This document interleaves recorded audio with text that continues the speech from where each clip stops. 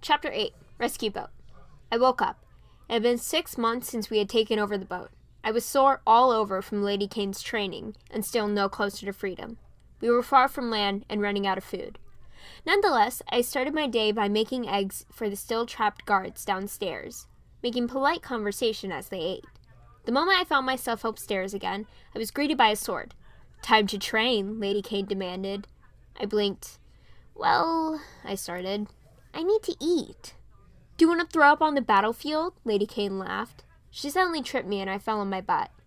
"Battle comes when you least expect it." She leaned to my level, not bothering to help me up. "Now grab your sword and meet me on the bridge." I sighed, giving in to her demands, and heading to the compass room to get my sword. Stupid doll. Stupid Caine. Stupid swords. I had spent my whole day sparring with Lady Caine. Covered with cuts and bruises, I heard the dinner bell ring. "Sounds like dinner," Lady Caine stated. "You did horrible," she added, plainly, helping me up. But not helpless. She gave me a comforting smirk, which didn't do anything. As we walked on deck, we collectively realized none of us had made dinner. My stomach growled and I sighed. "Whoever rang that bell? I hate you," I stated. Lady Caine patted my back. "Aw, thanks for volunteering to make us dinner, Miss Candle," she chuckled. I stuttered. But I didn't." "All we have is fish," Lady Caine interrupted. "Better get cooking," she cackled as the rest of the crew laughed. I sighed and walked shamefully to the kitchen. I wish I had taken that escape boat when I had the chance. In fact, the boat was gone now. How odd, I thought, then went to the kitchen to cook. 20 minutes later, the door swung open. "Change of plans, pipsqueak," Lady Caine said aggressively. "The princess's boyfriend and her dumb horse are on the ship. Find them." She pointed to the door, and I froze up. "Eugene and Maximus? Here?" I asked. "This is bad. Oh, this is real bad." I pulled my hair back anxiously. "No, duh," Lady Caine yelled. "So go help everyone. Deal with it," she demanded. I whimpered out of the kitchen and watched a series of actions that led to both Eugene and Maximus being tied up by an accident. Eugene proceeded to make a bad joke, and everyone pulled their swords on them. I watched as they tied the two to an anchor and put them on a plank. I was unsure what conversation followed, since I was trying my best not to watch the situation while still being in view of Lady Caine. "Hey, Miss Candle," Lady Caine called. "You having fun avoiding the party?" she mocked. I nodded solemnly and almost flinched when I saw Eugene shoot a glare in my direction. He was right. It was bad news from the start. Suddenly, another boat pulled up. Rapunzel and her friends came to save the day. They began to launch tomatoes at us. Instead of counteracting, I hid behind barrels in hopes they'd miss me. I suddenly saw flames in the sky. Fireflies had come to eat the fruit off our boat. The boat was in flames. When Eugene stepped next to the barrels I was behind, Lady Caine slid me a sword and demanded, "Pipsqueak, now's your time to shine." I held the sword in fear, not making any moves. "What are you doing?" Lady Caine shouted as Eugene fought the Stabbington twins. Eugene laughed. "Piper? What is she gonna do? She's just a..." He drifted off as a look of realization fell on his face.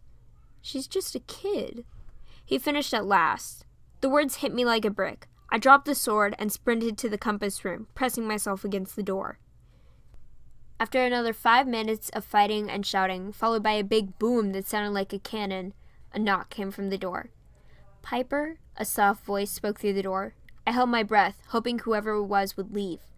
"Piper, please open the door." They turned the locked knob. I quickly stood and drew a sword from the barrel, standing across the room. The door unlocked. They had picked it. The princess stepped through the door, Eugene at her side.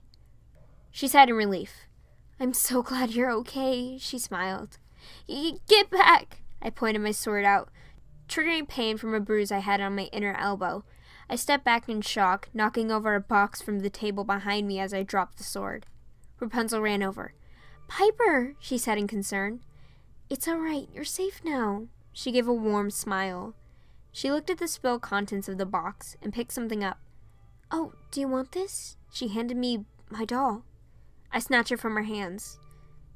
"Am I in trouble?" I asked, assuming the answer to be yes due to my compliance with Lady Caine. Rapunzel shook her head simply. No, you're safe now." She pulled me to my feet and gave me a kind smile. Eugene told me what happened. How scared you were, she said. My face flushed red as the princess continued. I don't know how you got here.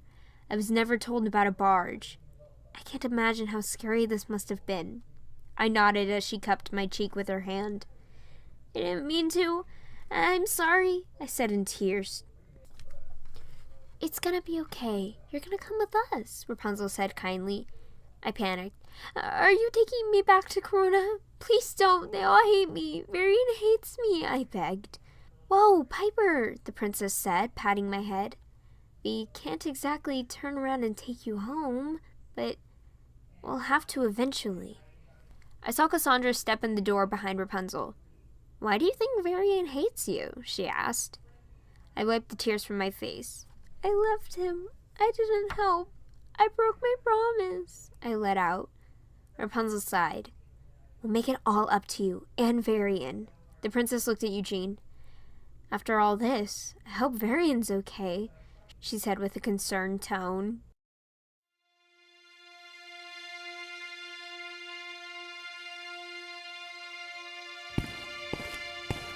My most trusted advisor. Are all the prisoners accounted for? Everything in place? Same as yesterday. And there's still no contact with the prison barge holding Miss Wilson?